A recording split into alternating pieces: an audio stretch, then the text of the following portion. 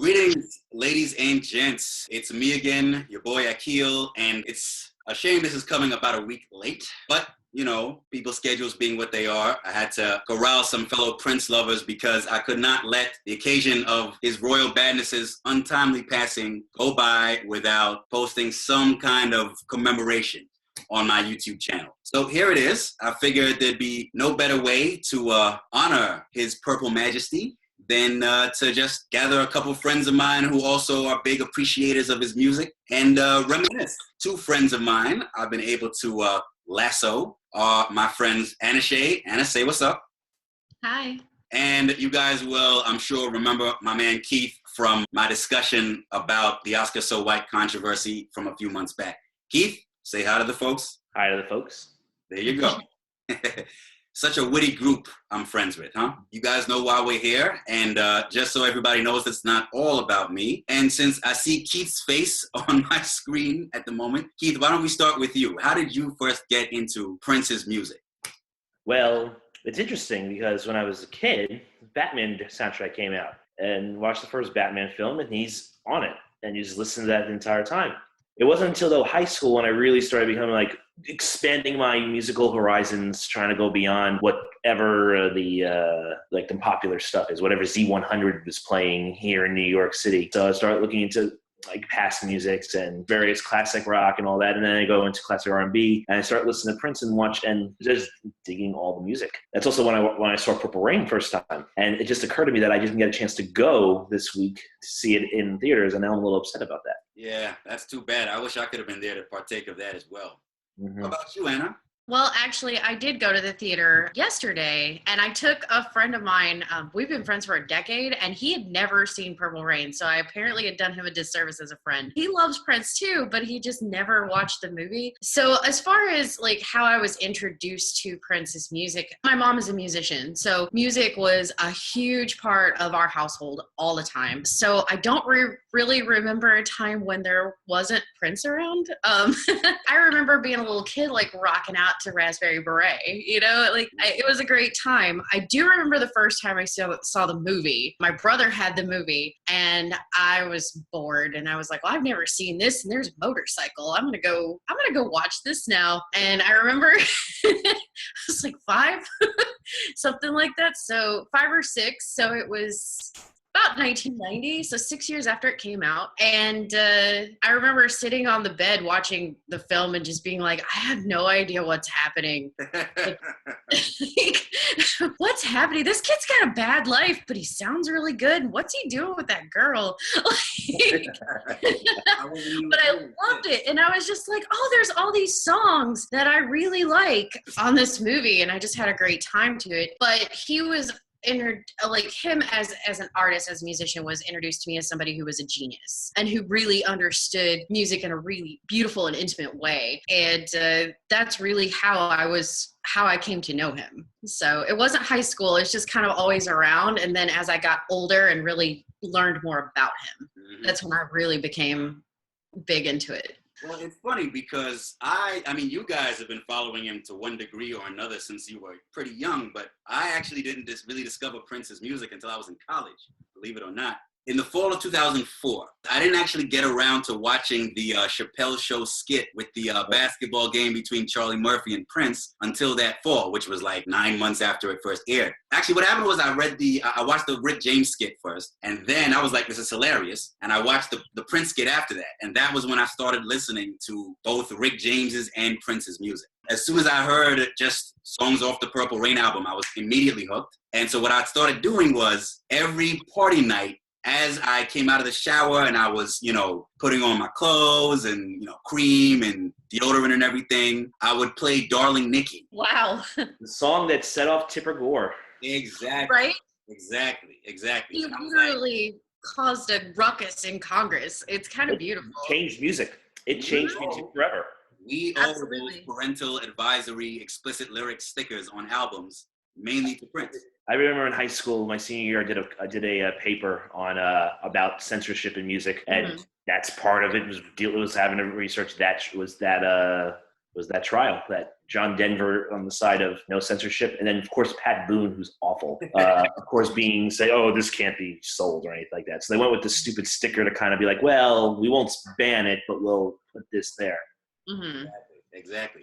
And right. So I started listening to that album and I was like, this is pretty tight. And then I guess it was like around Christmas 2004. They just happened to be showing Purple Rain, the movie, on TV. I was really struck by the final scene, that last performance at the end of the movie. And I was like, I like the way this guy who was 5 feet 2 inches tall could just rock 4-inch stiletto heels and makeup and eyeliner and all these androgynous clothes and still get all these women and still make himself into this megastar. And that was even before I started learning about his actual musical talent and how he played all these different instruments and experimented with all these different genres of music. And then the following winter, one of my friends, I think you've met him. You might have met him once or twice, Keith. He actually was the first hardcore Prince fan that I met. And he was like, here, why don't you borrow his sophomore album from me, the self-titled album from 1979. And so I listened to that, songs like I Want to Be Your Lover and Why You Want to Treat Me So Bad and Bambi and Sexy Dancer. And I was just like, this guy's a genius. I've been hearing things about him, since I was a kid, but it wasn't until now that I actually realized this guy is he's the shit. He's the bomb diggity. And once I popped, I couldn't stop. Prince was like Pringles to me. Did you ever hear the album For You? Prince's first album was For You. It was released in 1978. The story behind that is crazy because he's an 18-year-old kid and he's like, I'm going to go get a record deal with Warner Brothers and I'm going to California and produce this great album that really kind of it was his first and he was just instantly a thing. Everybody kind of knew about him. And then how many albums did he release in his lifetime? It's somewhere close to 20. Too many to count. I would be surprised if it's only 20. I think he released at least one album a year, pretty much throughout almost all of the 80s and 90s. I'd be surprised. If someone told me it was 40, wouldn't be surprised. Maybe there's still stuff that could be just done. Actually, to that point, they had released a statement, I think last week, that they had opened up his vault of music and that he had recorded and finished so much music that if they released an album, they could release a full album every year for the next 100 years and still not use all of the material that he had recorded. He had a contractual issue with Warner Brothers, which is what made him lose the name Prince for a while and everything. He was just the artist and then he was just the symbol. In order to get out of that contract, he was producing massive amounts of albums because he had a certain number of albums he had to create before the contract was fulfilled and he could just leave. I was actually lucky enough to meet the lawyer who ultimately got him out of the contract. When I was in law school living in New York, around the time I first started hanging out with Keith, our friend Justin, who's also my best friend from college, he actually took me to this event. I think it was at the Audubon Ballroom in Harlem, which was the place Malcolm X was speaking when he was assassinated. And so the ceremony sort of making the ballroom into a shrine. They erected a statue of Malcolm at the spot where he'd been standing when he was shot. A whole bunch of dignitaries were there. Al Sharpton spoke. Most of Malcolm's surviving daughters were there. A few other big names from the Black community. And L. Londell McMillan, Prince's lawyer, was there too, because I think he was also an organizer of the event and he was starting a new hip-hop magazine at the time. So it wasn't until after I met him and conversed with him a bit that I found out he's a lawyer who got Prince out of this contract with Warner Brothers, and we have him to thank for the fact that we can call him Prince again. I was like, damn, if I'd known that when I was talking to him, it would have been an even more interesting conversation. When I was in college, it actually got ridiculous at a certain point because exactly 10 years ago, I was so hooked on Prince's music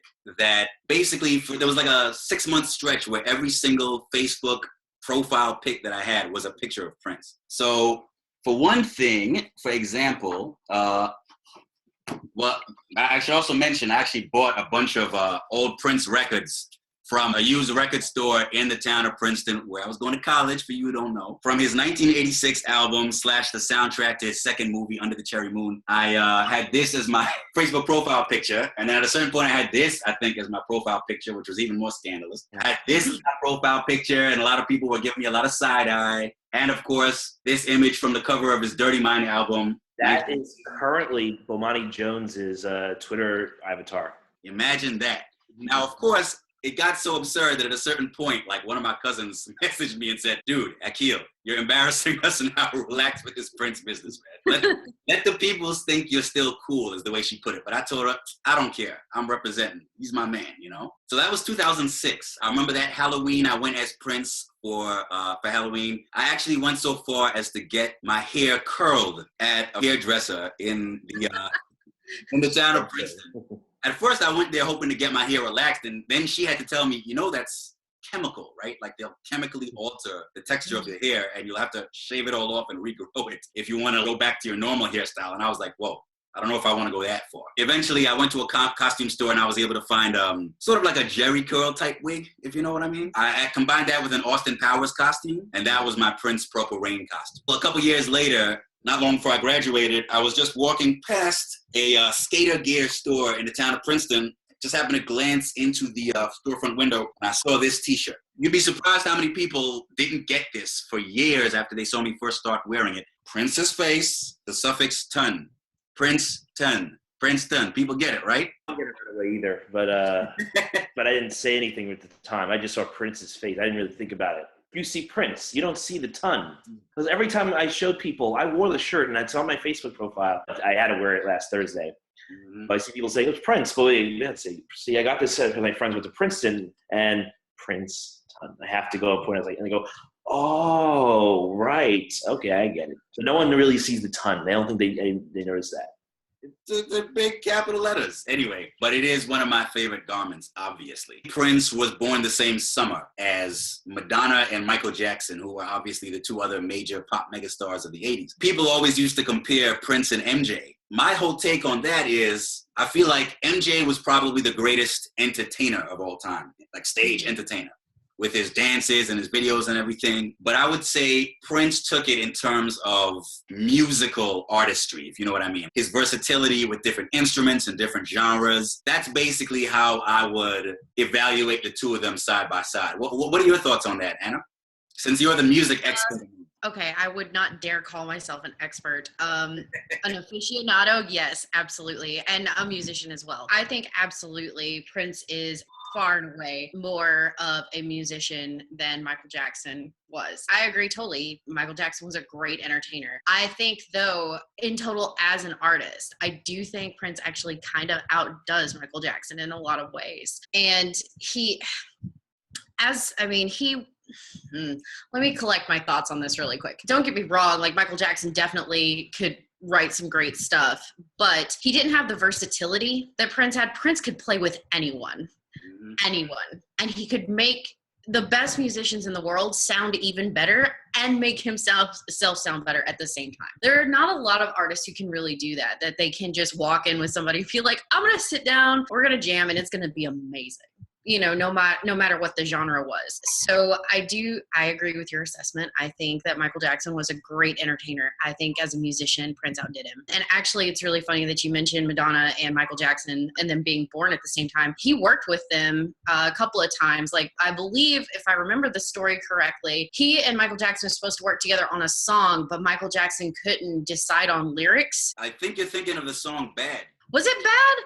I can't remember, but I do know that he worked a lot with Madonna and did a lot of instrumental stuff with her. But really, he pretty much worked with everybody in the 80s, especially. He continued collaborating, like his whole career was just these beautiful collaborations between people. One of the things that I see on the internet a lot actually is when he performed While My Guitar Gently Weeps at the Rock and Roll Hall of Fame. That was by far, like, I've heard a lot of different people do While My Guitar Gently Weeps, which is probably my favorite Beatles song.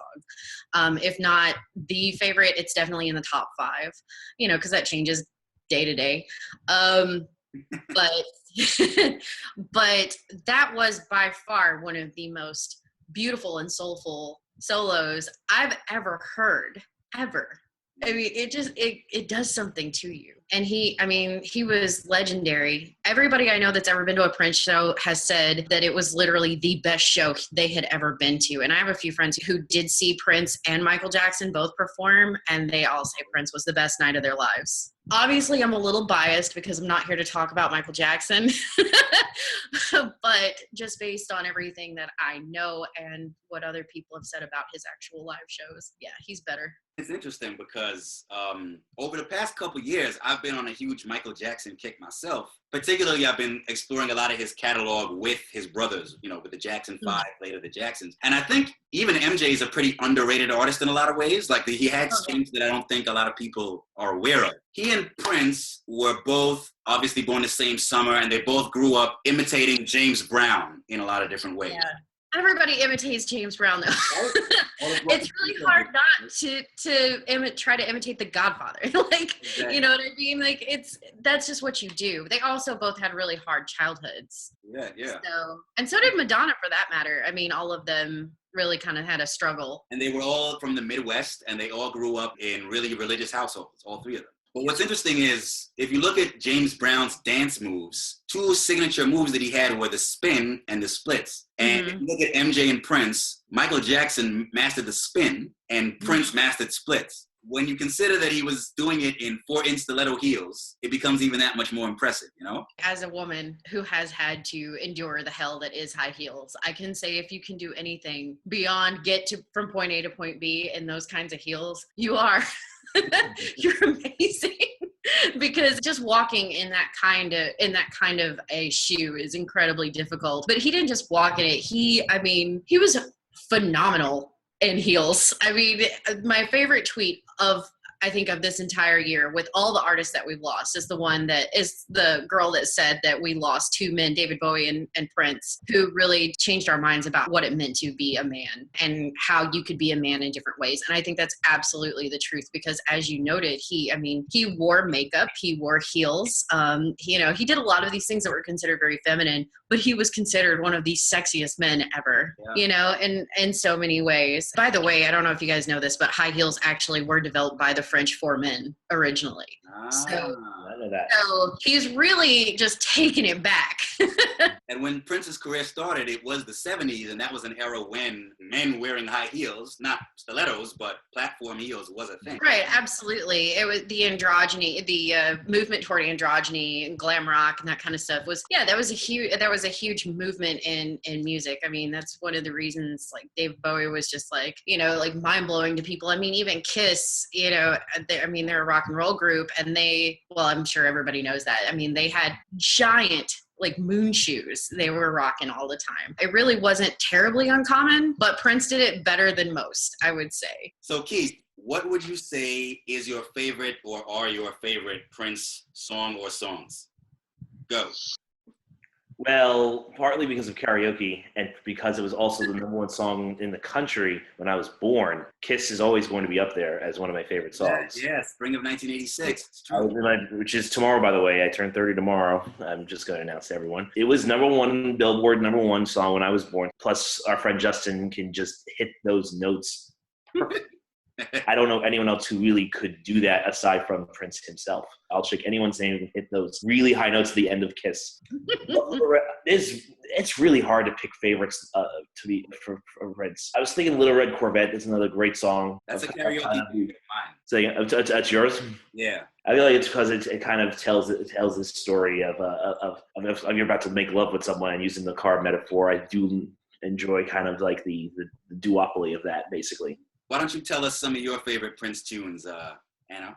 Well, let me think about that for a minute, because I'll be honest with you, I've got like 6 albums on. I'm still rocking an iPod in the car. I haven't like leveled up yet. I've got about 6 albums and I love all of them. I'm with you on Kiss. Like Kiss is like, it's so much fun. Like it's just but that's really kind of like his big hits. Like they're all really fun with like Darling Nikki. Darling Nikki is fun in a different way.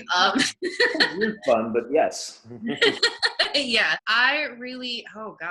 my favorites. Raspberry Beret was like one of my favorites to do when I was a little girl. So for nostalgic purposes, absolutely that was one of them. Oh gosh. Trying to pick favorites is just not going to work for me. No, I hear that. I totally respect that. I can tell you my favorite Prince tunes, in addition to the ones you guys have just mentioned, which to me go without saying. In addition to those, I would mention a few that aren't as well known to the general public, like Thieves in the Temple from 1990. Oh, yeah. Excellent. Absolutely. What I like about that song is, and I remember telling this to my friend Peter years ago when we were still in college, it reminds me of this recording of like late 19th century gospel, African-American gospel singers singing before the Battle of Jericho on like one of the earliest gramophone recordings in history that I remember my elementary school teacher playing for us. It was really tight. I'm a big fan of Do Me Baby, which I think was from the Controversy album, 1981. I love Why You Want to Treat Me So Bad from his sophomore album, 1979. I play that song anytime I'm feeling low. It's an instant pick-me-up. What else? I like a couple of his more recent tunes, too. I like The Word from his 3121 album that was 10 years ago. I like Musicology, especially the part of the end where he has, like, samples of a lot of his earlier hits from throughout his career. Oh, and I love If I Was Your Girlfriend. Beyonce did a really sick sample of that in her song, or I guess it was actually Jay-Z's song, '03 Bonnie and Clyde. Beyonce's little bridge in the middle. I didn't know this at the time when the song first came out, but later when I started listening to Prince, I realized the part where she goes, if I was your girlfriend, that's straight from If I Was Your Girlfriend by Prince, and it's tight. That's another song that really goes into the androgyny and so on. I'm also a big fan of How Come You Don't Call Me, which Alicia Keys did a great cover of. Yeah. Yeah, and that's another song that I didn't know was a Prince cover until I started listening to Prince. He's sampled a lot, and a lot of people don't even realize what they're listening to because he has such a huge catalog. Before we wrap up, I just wanted to share a couple of funny tidbits. This big-ass book of Prince that I got when I was in law school, this was 6 years ago, and I was just walking through the Barnes & Noble near my law school, and I happened upon this, and I was like, damn, that's got to be mine. Talked to the bookstore attendant because I couldn't find an actual price tag on it, and he said, I did a price check. I can't figure out the price. And I guess he misread the masthead or whatever because he was like, I think this is from back in the 80s or the early 90s. This is from 25 years ago. So why don't I just give it to you for like $5? I had already looked on the inside of the cover. It was published in 2008 on the occasion of Prince's 50th birthday. But of course, I kept that to myself. And so I got myself this big friggin' book of Prince. How much did it show online? How much was the cost online, out of curiosity?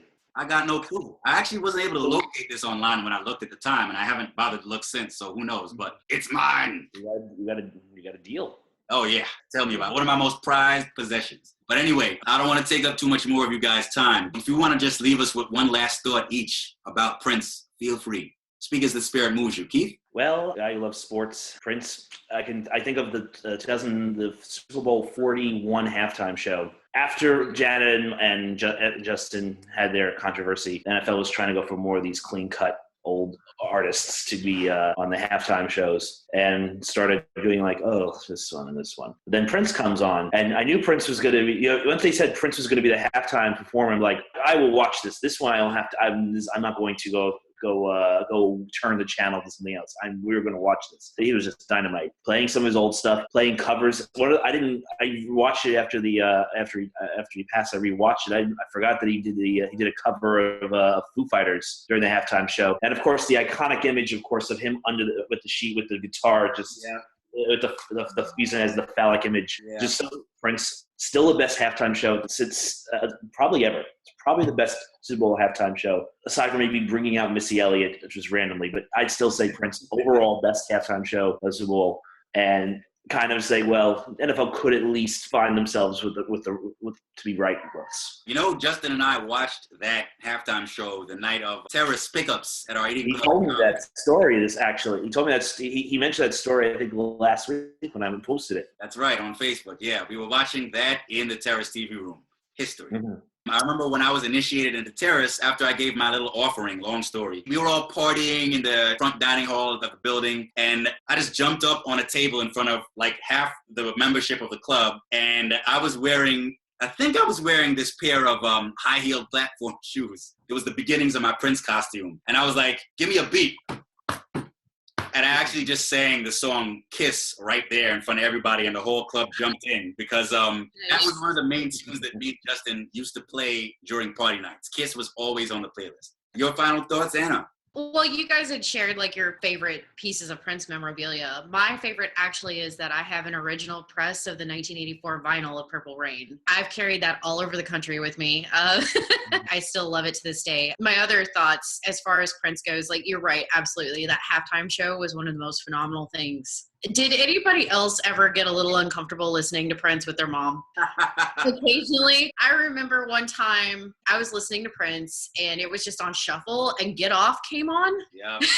And I remember just looking at my mom and being like, don't they charge extra for that? Like, I'm not real sure. Like, my mom and I are real cool like that, though. I was like, wouldn't they charge extra for that? And how do you even manage that? I was like 13 or 14, I think, when I had that conversation. But I remember that being a conversation actually where my mom and I shamed all the guys out of the room because they just couldn't handle us having that conversation. So that was a thing. As far as musicianship goes, what I take away from it is that he is quite possibly one of the most fantastic artists that have ever lived through the 20th century. And I think he really sets the bar incredibly high. I don't know that there can ever be another one like him. I really don't. I don't know of anybody who is that multi-talented or who can hit those notes, who can scream like that. You know, everybody tries. Everybody falls short of the glory. He leaves us with decades of a party, you know, pretty much, but the party does have to eventually end. I just think it's really terrible the way it did. And I thought it was really weird too, because in Let's Go Crazy rather, he talks about life taking you down in an elevator, and I'm just like, they found him dead in an elevator. I was just like, no, like that's so weird. And no, like I don't know, he was one of those that was never supposed to go, and especially to go at 57. That's way too quickly for my comfort, but. Yeah, I agree. I hope Madonna's taking care of her health. You know, looking after herself. We've been losing too many great artists in the past few years, you know, young. Like the last few months. Right? Last few months, ever since Lemmy died. I mean, and from our childhoods and everything, MJ, Prince, Whitney Houston, now David Bowie, and it's just ridiculous, man. It's just ridiculous. Well, I mean, and for country fans, Merle Haggard, he's one of the legendary outlaws. And I think really all the really good artists, regardless of your genre, they were all outlaws in a sense. Exactly. You should be someone who's a little more of who's trying to go against the grain of society. That's how the best musicians are. You kind of challenge society to conventions when you perform. Yep. That's my feeling. And that's something Prince did really well. He really, really challenged. I mean, he challenged everything as far as culture goes. That was the thing about Prince that always touched me most deeply, his individuality. He did everything his way. He didn't care how unconventional it was, how much in society might be against it. His lyrics from the song Uptown, we don't let society tell us how it's supposed to be. Our clothes are here, we don't care. It's all about being there. That's what I'm all about. That's what Prince was all about. And that's why he'll remain my favorite artist ever. Anna, Keith, thanks so much for having this conversation with me. I'll let y'all know as soon as it goes up on YouTube. Cool? Okay. All right. Thanks Absolutely. so much. Thanks for having me.